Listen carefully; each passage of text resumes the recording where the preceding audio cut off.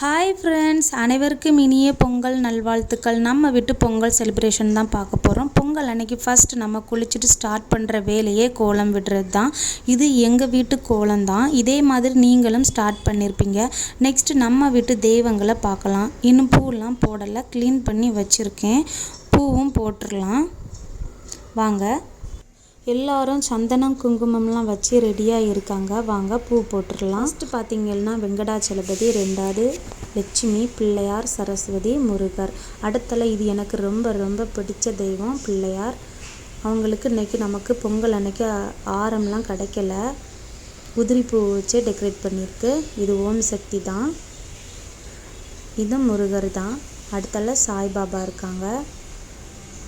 அடுத்தல வெங்கடாச்சலபதி. அடுத்தால எங்களுக்கு வந்து கிஃப்ட்டுக்கு வந்த பிள்ளையார் தான் இது. பொங்கல் அன்னைக்கு பூ எங்களுக்கு அவ்வளோவா கிடைக்கல, கொஞ்சம் லேட் ஆகிட்டு மார்க்கெட்டுக்கு போய் வாங்குறதுக்காக. இது எங்கள் மாமா தான், அவங்களுக்கும் பூ போட்டுட்டோம்.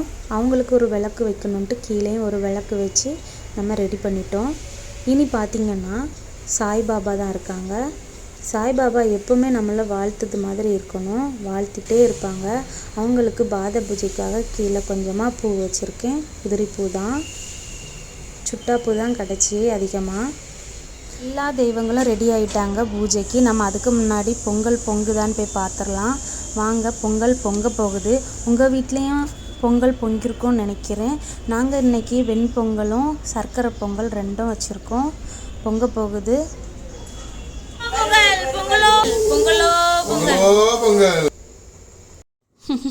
நம்ம கரெக்டான நேரத்தில், அதாவது கரெக்டான டைமில் நம்ம பொங்கல் பொங்கியாச்சு. பாருங்கள், நம்ம சூரிய பகவானையும் நம்ம வேண்டிக்கலாம். சூரியன் பகவானோட அருளும் நம்மளுக்கு கிடச்சிட்டு ஃபைனலாக நம்ம வந்து விளக்கு ஏற்றிடலாம். விளக்கு ஏற்றிட்டோம். நம்ம தெய்வங்கள் எல்லாருமே ஹாப்பி ஆகிட்டாங்க. எல்லாத்துக்கும் நம்ம வந்து பிரசாதம் ரெடி பண்ணி வச்சாச்சு. பொங்கல் அன்னைக்கு படைக்கிற தேங்காய், வெத்தலை, பழம், வேறு பார்த்திங்கன்னா 2 கரும்பு சைடு வச்சாச்சு. அதுக்கப்புறம் வந்து வெஜிடபிள்ஸ் வச்சு எல்லாமே வச்சாச்சு. இனி ஃபைனலாக நம்ம சாம்பிராணி காமிச்சிடலாம். நான் சாம்பிராணி போடுவேன், நான் தான் போடுவேன்ட்டு ஒருத்தங்க உட்காந்துக்கிட்டாங்க. இனி நம்ம காக்காவுக்கு படையல் போட்டுக்கலாம். பக்கத்தில் துளசி செடி இருக்குது, அதுக்கும் பற்றி வச்சு நம்ம வணங்கியாச்சு. நம்ம வீட்டில் படையல் போட்டோடனே காக்கா வந்துடுச்சு. நம்ம காக்காக்கு ஏன் சாப்பாடு போடுறோன்னா, இறந்தவங்க வந்து சாப்பிட தான் முன்னோர்கள் சொல்லுவாங்க. அதை நம்ம நேரில் பார்த்ததில்ல. இருந்தாலும் அது ஒரு உயிர் தானே, சாப்பிட்டுட்டு நம்மளே நல்லா வாழ்த்திட்டு போகும். அதுக்காகவே நம்ம வந்து கண்டிப்பாக காக்காவுக்கு வைக்கணும். நீங்களும் வீட்டில் வைங்க, விரட்டாதீங்க. இந்த கோயிலில் என்ன ஸ்பெஷல்னு பார்த்தீங்கன்னா, இந்த கோயிலில் பாருங்கள் எல்லா கடவுள், அதாவது எல்லா தெய்வங்களுமே இதில் இருக்கும். அதாவது சனி பகவான், ஐயப்பன், முருகன், பிள்ளையார், அம்மன், முத்தாரம்மன் அப்படின்ட்டு எல்லா சிலைகளும் இந்த கோயிலில் இருக்கும். சாமி கும்பிட்டுட்டு இருக்கும்போது இந்த கோயிலில் உள்ள தர்மகர்த்தா, அதாவது கோயில் பூசாரி சொல்கிறாங்க, சனி திசை நடந்துட்டுருக்கவங்களுக்கு வந்து வெள்ளை சாதத்தில் கருப்பு எள்ளு போட்டு நீங்கள் வந்து காக்காவுக்கு படையல் போட்டால் அந்த திசையை வந்து திருப்பி விட்டுறதாட்டு சொல்கிறாங்க. அப்படி யாருக்கும் இருந்துச்சுன்னா அப்படி ட்ரை பண்ணி பாருங்கள். ஃபைனலாக நம்ம சாமி கும்பிட்டுட்டோம். சாமி அருளை கேட்டுட்ருக்கோம்.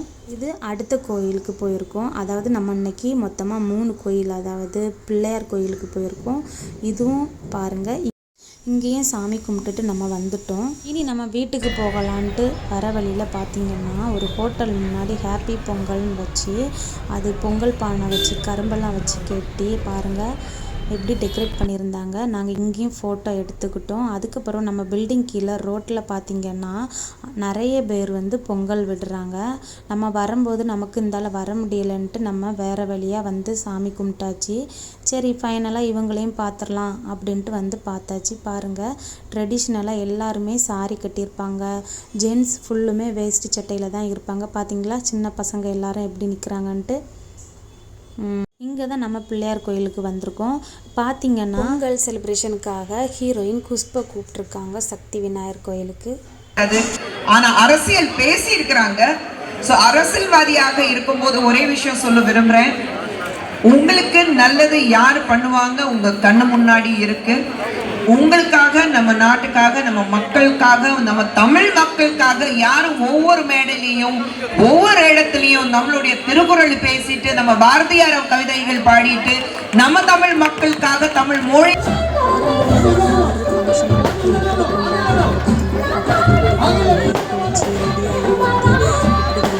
சூப்பருங்க. எங்கள் பொங்கல் நல்லாவே போயிடுச்சு.